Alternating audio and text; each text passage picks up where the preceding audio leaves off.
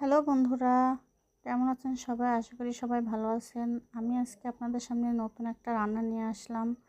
আমি এখানে আপনাদের জন্য নিয়ে আসছি স্যালমন ফিশ। টমেটো দিয়ে, আলু দিয়ে এবং স্যালমন ফিশ কীভাবে রান্না করা যায় সেটা আমি আপনাদেরকে দেখাবো। এই স্যালমন ফিশটা হলো সামুদ্রিক মাছ। এটি খেতেও অনেক মজা। আপনাদের সামনে আজ আমি তা রান্না করে দেখাবো। প্রথমেই আমি দেখিয়ে নেব স্যালমন ফিশটা।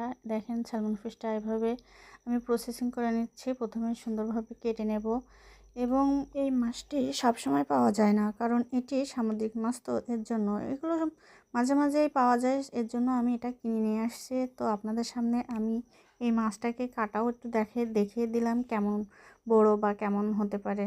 আপনারা যদি পারেন দেখে নেবেন। আমি প্রথমে কড়াইতে তেল দিয়ে দেব। আমি কিন্তু এখানে অলিভ অয়েল তেল ব্যবহার করেছি। আপনারা চাইলে যে কোনো তেল ইউজ করতে পারেন। আমার কাছে অলিভ অয়েল আছে, এজন্য আমি অলিভ অয়েল তেল দিয়েই রান্না করি। এরপরে আমি পেঁয়াজ দিয়ে দেব। আমি এখানে 2টা বড় বড় পেঁয়াজ ইউজ করেছি। আপনারা আপনাদের পছন্দ মতো পেঁয়াজ দিয়ে দেবেন, কারণ আমি এখানে এই মাছটাকে রান্না করার জন্য আমি সবসময় একটু বেশি করে পেঁয়াজ দিই, কারণ এই মাছটা হলো সামুদ্রিক মাছ, এর জন্য পেঁয়াজ বেশি দিলে অনেক ভালো হয়। এখানে আমি আর 10টা কাঁচামরিচ কেটে দিয়েছি।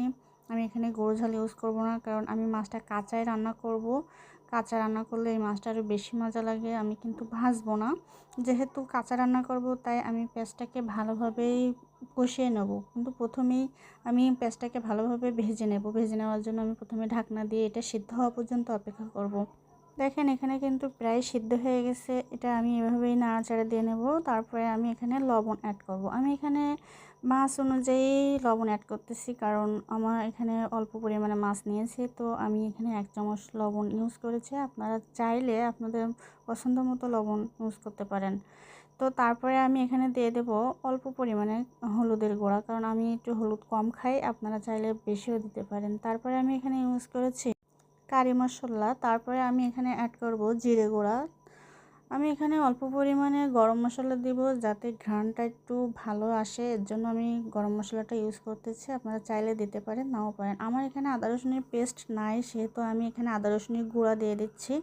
তারপরে আমি দিয়ে দেবো অল্প পরিমাণে একটু ধনিয়া গুঁড়া। দেখেন আমি কিন্তু অল্প পরিমাণে ধনিয়া গুঁড়া দিয়েছি। ধনিয়া গুঁড়াটা আপনারা এটা অপশনাল করতে পারেন, কারণ অনেকে ধনিয়া গুঁড়া পছন্দ করেন না, সেহেতু আপনারা দিতেও পারেন, নাও পারেন। তারপরে আমি সব মশলাগুলো একসাথে কষিয়ে নেব। এই মশলাগুলো একসাথে ভালোভাবে কষানোর ফলে দেখবেন আপনার রান্নার প্রসেসিংটা অনেক ভালো হবে। আমি সবসময়ের মতো বলে থাকি যে আপনারা আপনাদের রান্নার স্বাদ যদি বেশি বাড়াতে চান, তাহলে আমার মতো করে এভাবে মশলাগুলো ভালোভাবে কষিয়ে নেবেন। তারপরে আমি এখানে একটু পানি অ্যাড করব, কারণ মশলাগুলো ভালোভাবে কষানোর জন্য আমার একটু পানি অ্যাড করার প্রয়োজন আছে।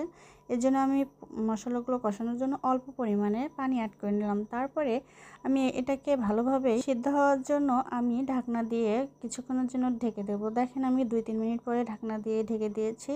এখন আমি আগে থেকেই মাছগুলো ধুয়ে রেখেছি। দেখেন আমি অল্প কয়েক পিস মাছ নিয়েছি, এগুলো আমি এখন একে একে সবগুলোই দিয়ে দেব।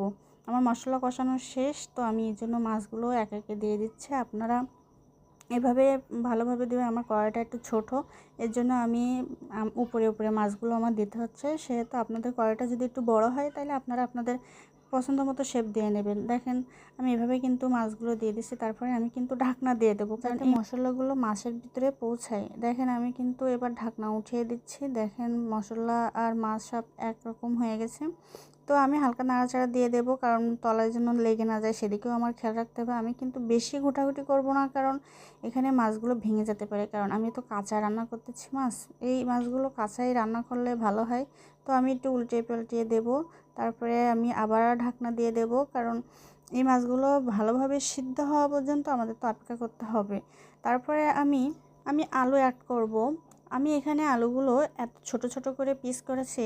আপনারা চাইলে বড় বড় করতে পারেন, কিন্তু আমি ছোট ছোট করে আলুগুলো পিস করেছি। তার কারণ হচ্ছে আমি এখানে ভিন্ন রকম একটা রান্না দেখাচ্ছি আপনাদেরকে, যে কাঁচা মাছ দিয়ে এভাবে রান্না করলে তরকারির স্বাদটা অনেক গুণে বেড়ে যায়। তো এভাবে আমি আলুগুলোকে ছোট ছোট করে সাইজে কেটে নিয়েছি। তারপরে আমি কিন্তু আবারও ঢাকনা দিয়ে দেবো, কারণ আলুগুলো হালকা সিদ্ধ হওয়া পর্যন্ত আমার অপেক্ষা করা লাগবে। দেখেন আমি আর কিন্তু 2-3 মিনিট পরেই আমি এই ঢাকনাটা উঠিয়ে নিয়েছি। আর আমি দেখিয়ে দিচ্ছি যে আমার আলুগুলো হালকা সিদ্ধ হয়েছে কিনা। দেখেন আমার আলুগুলো কিন্তু হালকা সিদ্ধ হয়ে গেছে।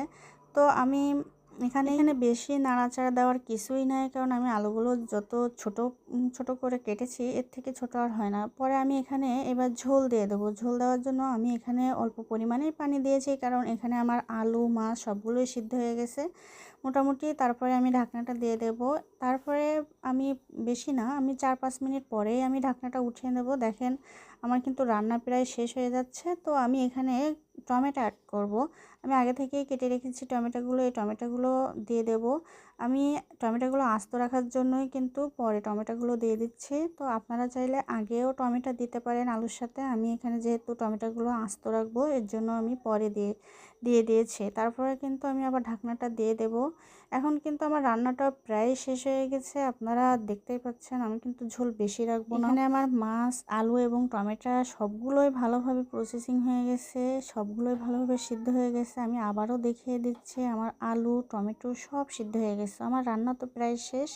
এরকম করে আপনারা চাইলে ভালোভাবেই কিন্তু টমেটো আলু মাছ রান্না করতে পারেন এবং এটা খেতেও অনেক ভালো হবে। দেখেন আমার রান্না শেষ, আপনারা চাইলে এভাবে বাজার থেকে স্যালমন ফিশ কিনে আপনারা একবার হলেও ট্রাই করতে পারেন। সবাই ভালো থাকবেন। আল্লাহ হাফেজ।